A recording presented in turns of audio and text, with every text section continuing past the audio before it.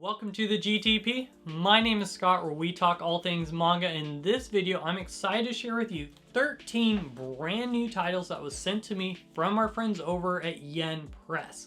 So in this video, I actually had an opportunity to read all 13 titles, yes, even these lovely light novels here.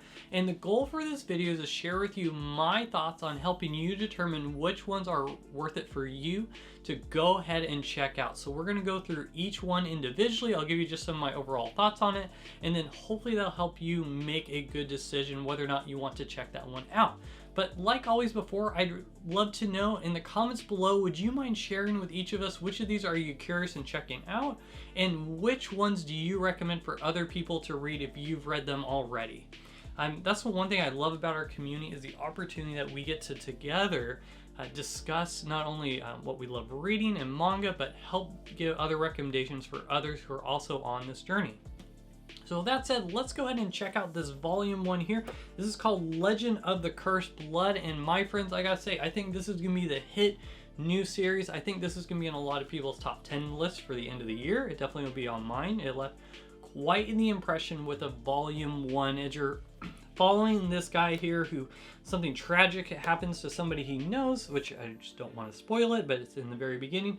But he has this ability where he has this demon blood that he can actually use for these special abilities. And then that, almost like a dark My Hero Academia, now he's in a school, and with this school he's testing out his abilities to see if he's gonna make it. I gotta say, the artwork was incredible, very dark. He has this ability here where he has these, go ahead and he can have the guns come out with the blood here. And it was quite the story. Almost remind me a little bit like Venom. Like this is Venom here, this Carnage is connected to him. And it almost has like a mind of its own, and he can almost become too crazy. So a little bit of like that Ajin feeling. So if you like Ajin, I think you'll have a little bit of that. Again, a mix of like Ajin and My Hero Academia is. Now you're following him with this other group of these, these dark Omi, and there's this war going on in between. So very fascinating. I think this is going to be extremely popular in a lot of people's #1 lists as soon, especially when the anime comes out. I think this is going to be one of the most popular ongoing series. Speaking of popular titles, let's go ahead and talk about a new shoujo series, which I think is also going to be on a lot of people's radars who's looking for shoujo, and that is Pink and Habanero, as we're following this lovely girl here who finds out a secret of this person, and this person might not be all that they're tending to be. And then what's neat is you're following her and just some boy craziness, and then doesn't want to be with this boy, and along that way she finds out like, oh, maybe he's not as bad as I thought he was. And so a very good first volume if you're looking for a shoujo series. Again, I think my daughter absolutely loved this one more than I did. My money is more on Honey Lemon Soda if I had a pick of the two, but if you're looking for another high school shoujo series, my daughter, she's like, I love this. Now she's only 13, so if you have a 13-year-old daughter, this will probably be right up her alley, but just very good. I'd highly recommend if you're looking for a new shoujo series. I'd say this is one of the better ones that come out this past year. All right, up next we have From Old Country Bumpkin to Master Swordsman. So this is a story here about this lovely old master swordsman, and along the way out in the rural old country, he has trained a bunch of people who are now just master swordsmen themselves. Now it does feel like a Harlem series without the Harlem aspects of wanting to jump all over him as their master, but there's a lot of girls he trained at a young age, and then he felt like there's nothing else that he could train them, and now those girls are some of the best warriors ever, and they have this desire to make sure that they know the reason why they're so good is because of their master. So this one girl ends up pulling him into the kingdom, and now she wants him to train other people. He doesn't think much of himself. He doesn't realize he's actually amazing at what he does. So he's very humble, almost too much humility, and along the way he's getting to see these girls that he helped train, and then they're just doing phenomenal stuff, and he even thinks that they're better than him. He's like, well, what do I have to teach? So it was a very good first volume. I'm intrigued to find out how this continues. I thought the artwork was fairly well done, so interested to see this story just being a little different. Again, I like that it wasn't a Harlem and they're just throwing themselves over him, which I appreciate, but you can tell that they have an endearment for their master. And, you know, if the master did pick, you know, I don't say master pickle in there because that sounds so weird. If their teacher, if he, you know, he's an adult, they're adults now, for some reason, if one of them got together, it wouldn't be necessarily weird as they're all adults. It would have been weird if it was, you know, when they were kids and he's an adult training them, but it's very, very different. So a good first volume. Let's go ahead and talk about another shoujo series, and I like this one a little bit more than Pink and Habanero, but at first I actually did not think much of this, but when I finished the end of it, I was like, oh, this is actually much better than I expected, and that is Spring Storm and Monster. You're following this lovely girl here who is an introvert. She doesn't want to be with other people. She loves just her safety of her own home. And then her mom ends up remarrying. And the person she remarried just so happens to have a son, which is this guy over here who is a bit of a monster. He's only 14. He's a teen punk. And the first time she interacts with him, she does not like him whatsoever and just a very scummy person. And then as they get to know each other, you end up finding out that's more of a facade and he's not the jerk that you thought he was, and he's just a kid. She's in high school, he's in junior high, maybe he's older, we find out later, I don't know. But it was neat to see him just being redeemed a lot faster, where some of these shoujo series it takes forever to finally find out the true person they are, or it's, you know, it has to be some girl to come alongside to bring out the best of him, and I'm like, ugh, not that again. So this I did appreciate. He's becoming better on his own already, and also just being able to protect her, and then she is wanting to see like, hey, you're just putting on a facade, you're not who they say that you are. And there's something special about that. There's many times that we can put labels on ourselves and choose what our identity should be, and to have someone be able to say, no, no, no, no, you get a fresh start. That's not who you say. Who do you want to be? So a very good first volume. I like this better than Pink and Habanero. My daughter, though, loved Pink and Habanero much better. So I maybe just get both. Okay, next up is the Riviere and the Land of Prayer, a Wandering Witch side story. So I actually have never read the Wandering Witch story series, but now I want to, because this was a phenomenal first volume. Now this side story has 3 volumes total. You don't need to read anything of the Wandering Witch to be able to appreciate this. And I believe this is almost like a prequel story, even though it's more of a side story, but I thoroughly really enjoyed this. And they're this Land of Prayer, this city where she's a bit of a detective where she can remove curses. This gal over here, even though she looks like a boy, it's a she, and she has this curse on her that just needs to be removed, and they're almost like a detective agency. We're working together solving this mystery. What I really appreciate about this is the world building was just really good. And then when this Wandering Witch girl comes in, which again, I never read the Wandering Witch, but now I want to, because the world building was so good, the storytelling and what was going on, the facial expressions, I laughed out loud so many times in this, and there's only 3 volumes total. This is a series I definitely will be continuing. I thoroughly enjoyed this. This is a slam dunk. I thought it was phenomenal. I was pleasantly surprised. I mean, talk about judging a book by its cover. When I first saw this, I was like, I don't know. But when I read it, I was like, wow. Man, this is so, so good. Up next is Detroit Become Human Tokyo Stories. Now, this actually takes place, it appears right after the video game. Now, I've never played the video game, and that actually happens in Detroit, where this story actually happens in Tokyo itself. Now, I think there's a rising up of the machines versus the humans in Detroit, where in Tokyo, you know, they're still getting along with each other, and they like them very well, and you're following this AI robot idol. It looks very much like a human, and it gave me some vibes of Pluto, the idea of, you know, can humans and robots coexist? If a robot sees a human being mistreated, will the robot stand up and do something? What if a human sees a robot being mistreated? Are they willing to stand up and say something? So a very good first volume. It was a bit of a fast read. I was surprised how fast I read this one, but I thoroughly enjoyed the artwork and just immediately just fell in love with the dynamics going on with the idol and wanting to protect this human that she doesn't see being treated well. So it was a good first volume. All right, up next is an omnibus where it's just the entire story of only 20 chapters, and that is The Magical Girl and the Evil Lieutenant Used to Be Arch Enemies. So this is a very just a comedy where you're following the lieutenant of evil, and he has to fight this magical girl, and he's just so weak because he's fallen in love with her. And he wants to be evil, he wants to do all these terrible things as he has the evil king he follows, but this magical girl he's under her spell, and he just genuinely likes and cares for her.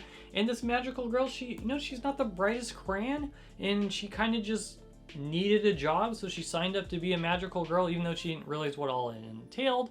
So just very, very funny. Now, it is definitely for a mature audience. There are some things in here, many laugh out loud moments, and there's a lot of charm, but there is quite a bit of just adult humor in this. So it is rated for older teen, and I would completely agree with that for 16+ rating for this story. And what's nice is the whole thing. So you have the entire package here. So if you're looking for an omnibus thing where it's complete, if you're looking for some laugh out loud moments, the story does tell a complete story from beginning to end, and I thoroughly enjoy just being able to read the whole thing. Again, many times I laughed. I thought they did a very good job with the humor. There were a few moments that did feel a little awkward with the humor for me, where I was like, I don't know about that magical girl. But other than glossing over a few of those things, I thought it was good. I think they were trying to be wholesome while also having adult humor, and sometimes I felt like it didn't work quite as well, but reading the overall thing, I did enjoy my time reading the story. All right, up next is one I actually got late. I was actually prepared to make this video, and then this came in the mail from Yen Press, so I wasn't expecting it. But this is When the Villainess Seduces the Main Heroine. Now, this is a very, very spicy Yuri manga, and almost too much for me. Way too much for me, of these girls being together, and one of the girls, even towards the end, I felt a little uncomfortable where with bunch of these other guys, but then she's with this girl again, and just the humor they have together with it, I just felt a little gross, like, oh, that's that would be disturbing to me. So, but I don't read a lot of spicy stories, whether it's Yuri or not. So for me, this definitely was a pass. Not for me, just because I'm not into that spicy genre. And maybe in the normal spicy genre, the things that happened in this would be acceptable and be cool. It definitely wasn't harassment, which I appreciated. So you're not dealing with sexual harassment, at least from what I've seen, is everyone's agreeable in this, but it was just very, very spicy. It was in shrink wrap, which for good reason. This is definitely for a very mature audience. So not for me, not for spicy. So if for those for spicy, for Yuri, if that is your thing, this may be one you want to check out, but it's definitely, again, it was not for me whatsoever. All right, up next, we're now looking from the Eyes press line, which I absolutely love the Eyes press line, and this is Finding Camellia. This is nice because you have it's all in color, and we're following this girl here who ends up being forced to be a boy, and because she looks like this young noble. So because she looks like the young noble who is sick a lot, she's gonna go ahead and being forced to look like another sibling or heir to this noble family, and now she's having to pretend to be a boy even though she's not. So, and now you have all these other, you get to see them grow up, and there's a little flash forward, and now you're seeing her have to go to school, and as she's going to school, there's all these other guys who does not know that she's a girl. Are they going to find out? How is she going to go ahead and find out her fate along the way with these other guys as she's having to pretend to be a boy, while there's also a mystery that she's trying to solve. So I don't want to spoil that right away. It was an intriguing first volume. You know how much I love the Eyes press line, so seeing this girl in the beginning, what she had to grow up with, and now hoping to find her family, which you don't know is alive or not, at the same time trying to tiptoe in society while pretending to be somebody she's not. So it's very, very interesting. I could see this being very popular with a lot of people. Let's go ahead and now look at some of the light novels, and the first one I picked up was 86. If you have read 86 or seen the anime, which has caused me to cry many, many times, you'll notice my shirt here with the Undertaker, his logo. So this here is the side stories of 86, is one, so that means there should be more. Oh, more side stories from 86. So beautiful story. If you've not read or seen the anime, it's phenomenal. It's one of my, especially the anime, so many times you can tell the dialogue is coming right out of the light novel itself, just verbatim. So beautiful story. I think because this is a side story here, if you already like 86, I don't know why you wouldn't want more of those type of things. So as you're following along of the different troop and their companions and what happened in between from season 1, I believe. So again, if you like 86, I don't know why you wouldn't get this, as who wouldn't want more of such a beautiful story? Okay, up next is Victoria of Many Faces, and I gotta say, you definitely get your money's worth with this. This actually felt more like a novel than an actual light novel, and even though it's the volume 1, actually it felt like the story almost wrapped up nicely and through the whole thing, as you're following this girl here who is an assassin who's decided to retire. And as you know from other many stories, is one can't just retire as being an assassin. So as you're following this girl here as she's trying to retire into this other country, and then she finds this girl is kind of abandoned, this orphan, and decides to take her in. And you're following along the way what's going on is she's trying to blend into society and not let her cover blown that she is actually an assassin herself. And then she's kind of training this girl and helping her wanting to be protected. So again, I do wish it had more world building, as I felt the world itself wasn't as gripping as I wanted it to be. But I did feel like it was more of a novel than a light novel, and just felt it was complete. I felt you got your money's worth. There is a ton of dialogue in this. I thought the dialogue was very interesting. They did a good job with it.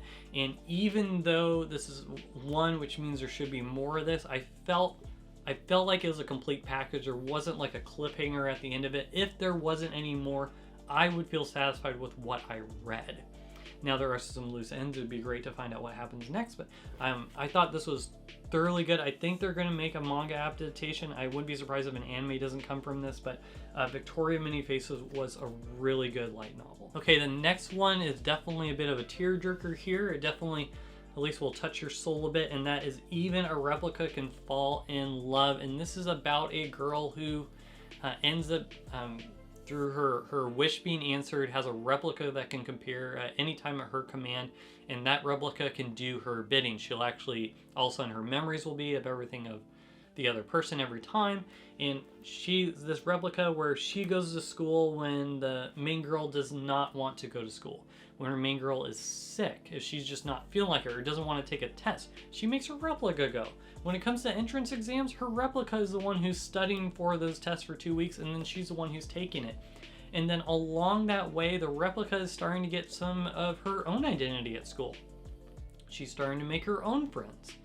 And it's interesting to see where, you know what, maybe she doesn't like how she's being treated by the person that's kind of her owner and the head of this whole thing. And the head person does not treat her replica very well. But I will say, I don't want to spoil things, but towards the end, very wholesome. You see a turnaround happen where the main person may not have treated her as bad as you think, but again, I don't want to go into spoils of it. So I thought the first volume here wrapped up fairly nicely, and it was a beautiful story.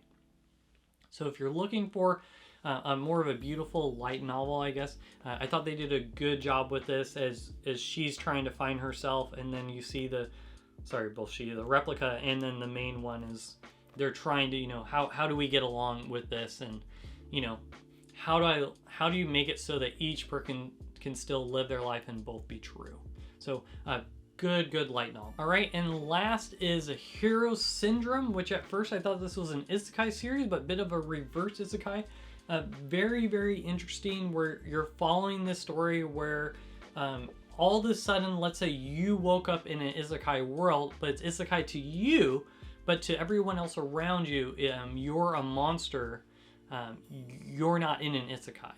So for an example, in the very beginning, there's this boy who ends up being hit by a train, but for this boy, he just thinks he woke up in some isekai, and then he feels like he has these magical powers, and that he's actually just destroying goblins around him, where in reality, he's a monster, and he's actually destroying real people.